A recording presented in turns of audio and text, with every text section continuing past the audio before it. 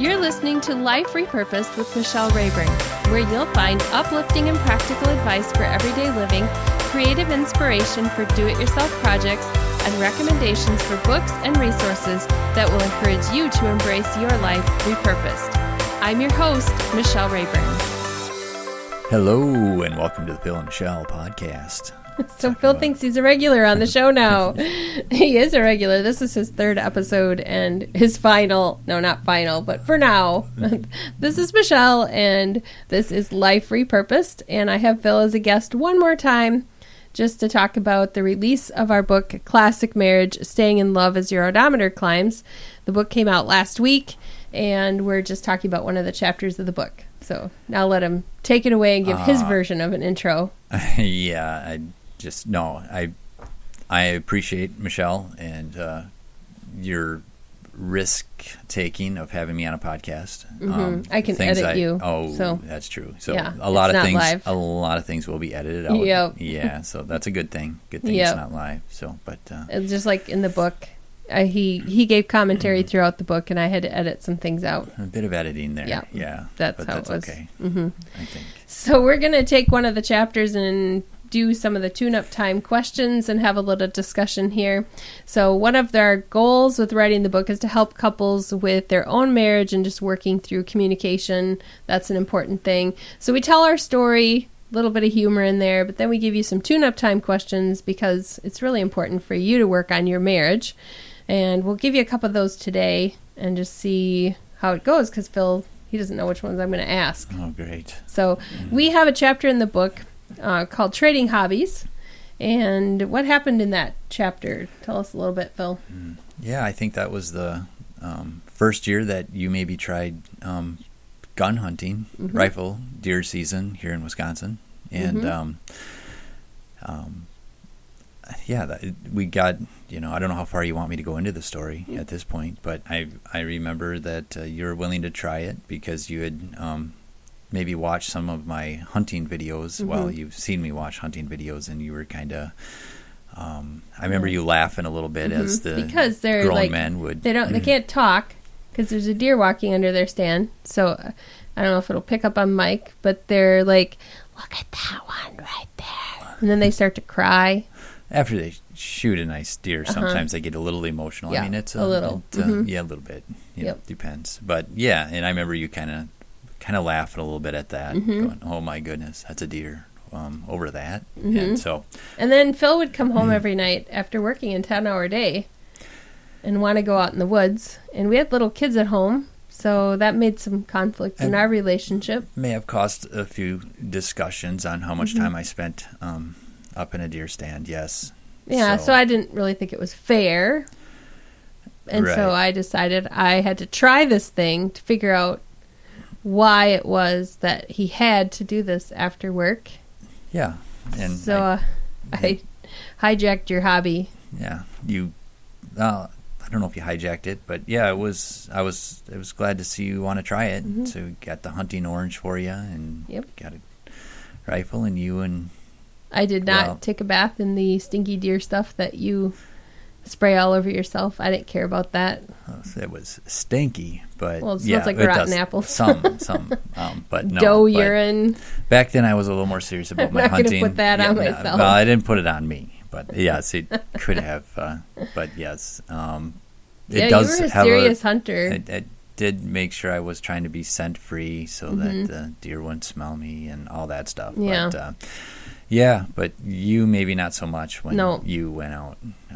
Didn't really care as much. But then I got in the stand, and the wind was going through the trees. It was really quiet. It was really peaceful. And I realized how I got, I guess I understood why Phil liked it so much. Yeah. Just sitting out there, thoughts kind of unwinding. My dad hunted with me because I didn't really want to be alone. And Phil wanted to hunt from his own stand. So my dad was sitting with me. And he kept taking naps, so I had lots of time to just kind of think and watch the squirrels play. And then the first deer with antlers came slowly walking up the trail. And then my heart started to beat, and my legs started to feel numb. And I was like one of those crazy hunting video people. And I whispered to my dad, "There's a buck." Yep. And then I got it. I got the buck. Nice. Yeah. Yeah. And I'm sorry for the people listening who don't like hunting, but we hunted for meat. We eat the deer. We don't just hunt for the sport of it. Yes, we do. Yeah. And so then I had to go in and figure out, because I didn't know what to do next. So I had to get Phil. So I went up to the house. I figured he'd be coming up sometime and getting some food, except he met me at the door. Okay, yeah, this is going to sound wimpy, but yeah, I was in already. And he was holding a laundry basket. Yeah, I was doing laundry. It was really cold out there. He got cold when he went in. Really cold. And he helps out. Phil's very helpful at home, so he was helping out with some laundry. She got a deer, and I did not. Mm-hmm. And I kind of did wimp out on that. But maybe I should have said it was because I heard a shot, and I wanted to get in to see how it was going with you. So, you heard, yeah. Yeah, and just made that up. I think I had a walkie-talkie. Yeah. But no, I was, but I think I was very happy for you and happy to see what it changed in me was I got an appreciation for Phil and the hunting. So even though it took him away from the family and stuff, I understood why after a long week of work or a long day of work, why he wanted to go out in the woods and why that was really important for him to unwind. Kind of like me sitting outside in a lounge chair with a book or something. It was like equivalent to that. So that kind of prompted us trying each other's hobbies on a few things. Like, I actually found out I like fishing. I don't like camping in the wilderness sense of it, so I don't do that with him. Yeah, Phil tried out my rubber stamps and made some cards with me. Yeah, I did. Mm-hmm. And did a nice job with that. He still sometimes makes me a little card, just handwrite something. It saves you some money, too. Mm-hmm. Yep. You don't want your friends to know you made cards, do you? Okay. And for some of our date nights, what we've done is put on some music and do a coloring night.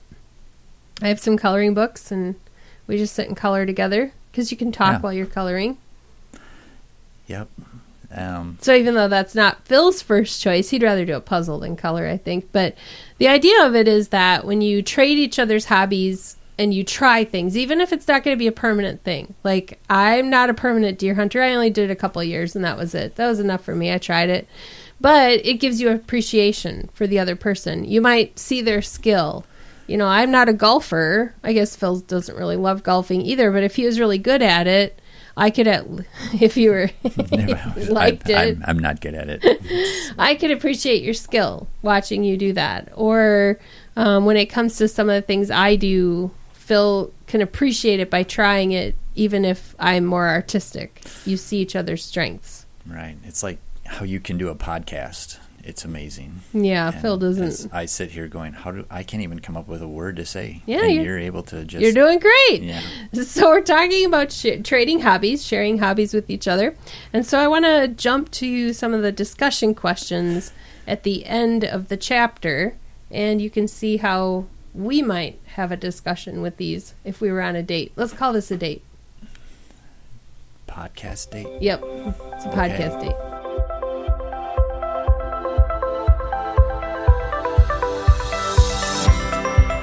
Okay, here we go. Tune-up time. Which of your spouse's hobbies have you not tried but would be willing to try?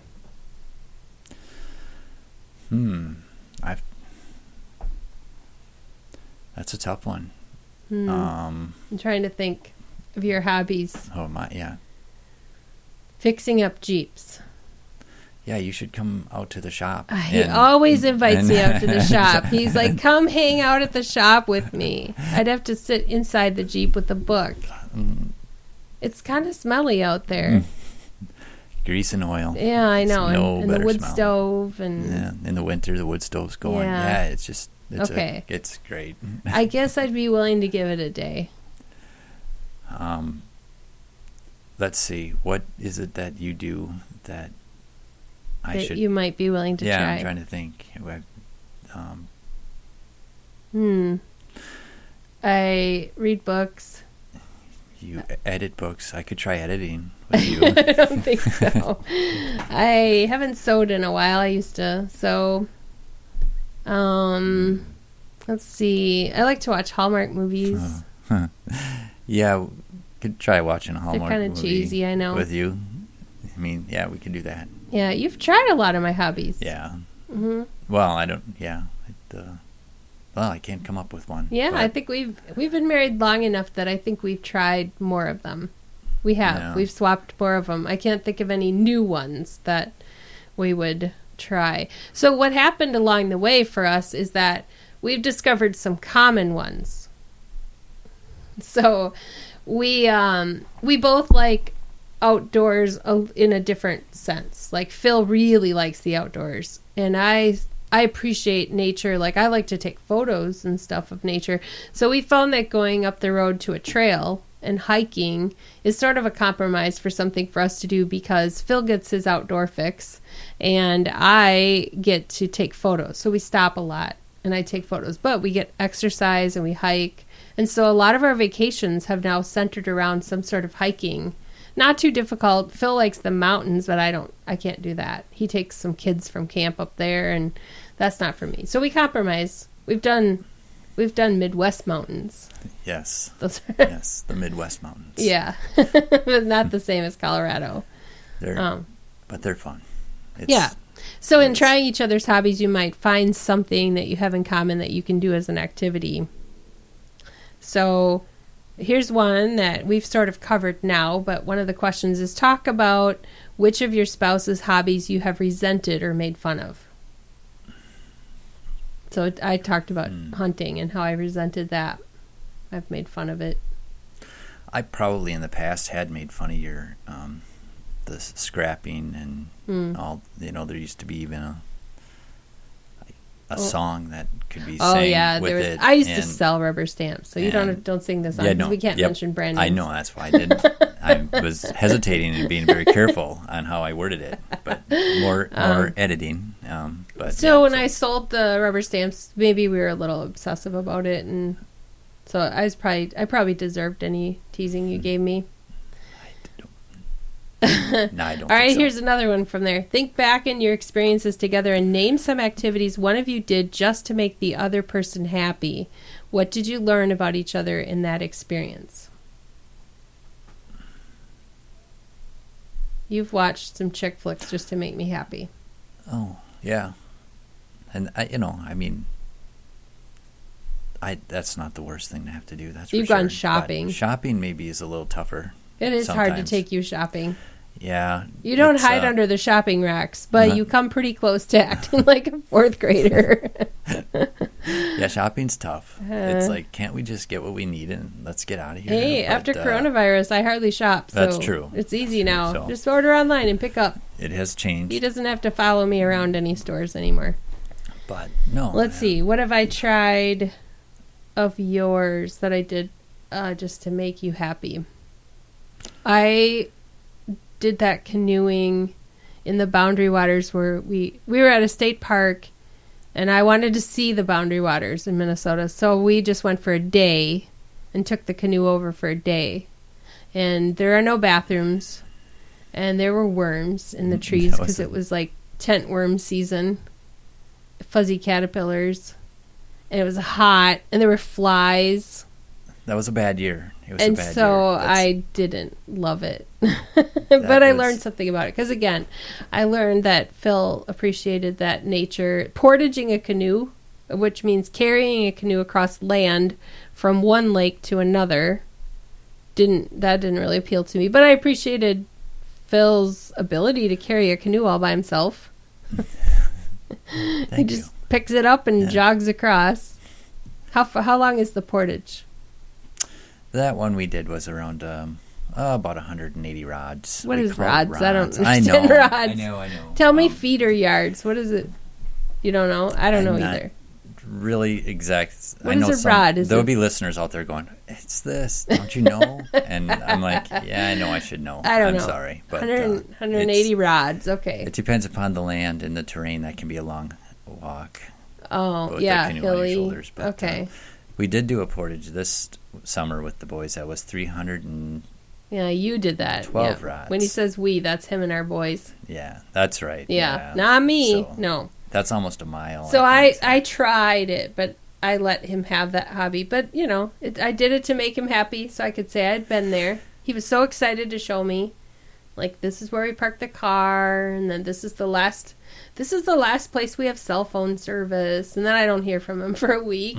So, all right. Here's a couple of things. We're not going to do these right now, but one of the tune-up time questions is come up with a list of ideas you could try as a couples activity, even if only one of you is passionate about it. So we ask our listeners, our readers, to brainstorm. We ask, what is your most treasured memory of something you did together? What is your most treasured memory of something we did together? I guess I enjoy our fall getaways. Yeah, me too. We get away to a resort and just downtime We're with right each on other. Lake Superior. We can hear the waves. And just, you just get away from everything, and you're able to, like you said earlier, go on hikes. We do some hiking on the good days. Then we've had some days where it's sleeting because we can't get away until fall. So up north, it's we've had some snow. And then we just build a fire and stay in. And then we do my favorite thing. We read books. Yep. So that's nice. So, yeah. All right. That would be mine. And that's really simple. It's not like an over-the-top. It's just spending time together. So it doesn't have to be a crazy big vacation. We've never been to Europe or anything like that. Let's see. Oh, here's one. Without help from your partner, name what you think his or her favorite hobby is. I have no problem saying Phil's is Jeeps. Restoring old Jeeps.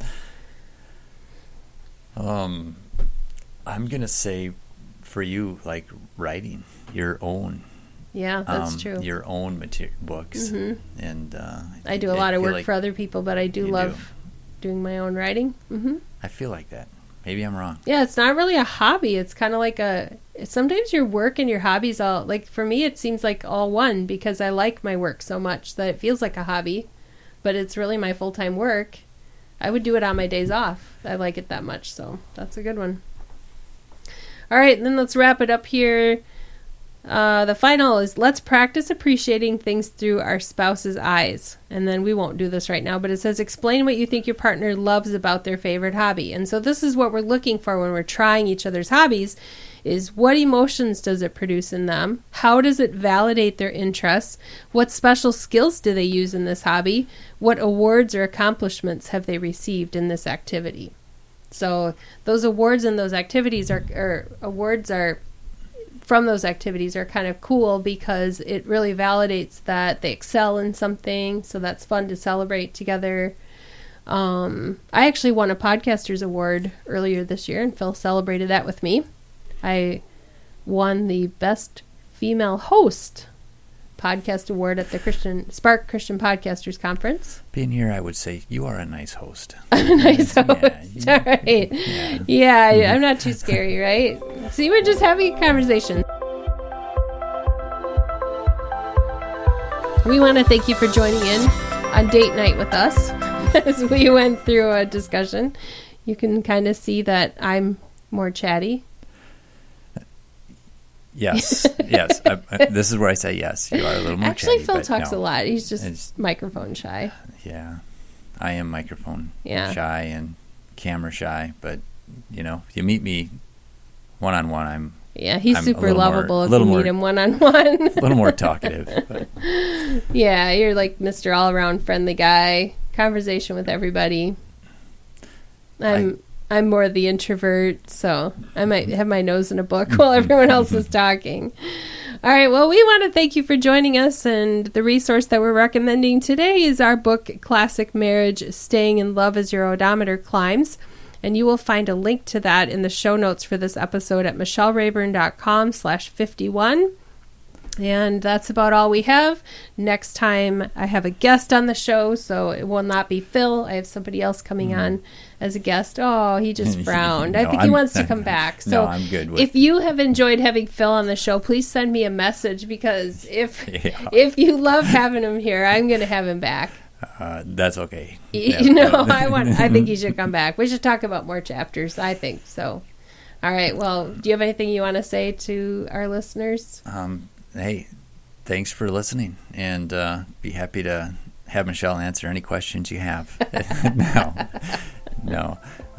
Thanks, Michelle, for taking the risk and having me on here.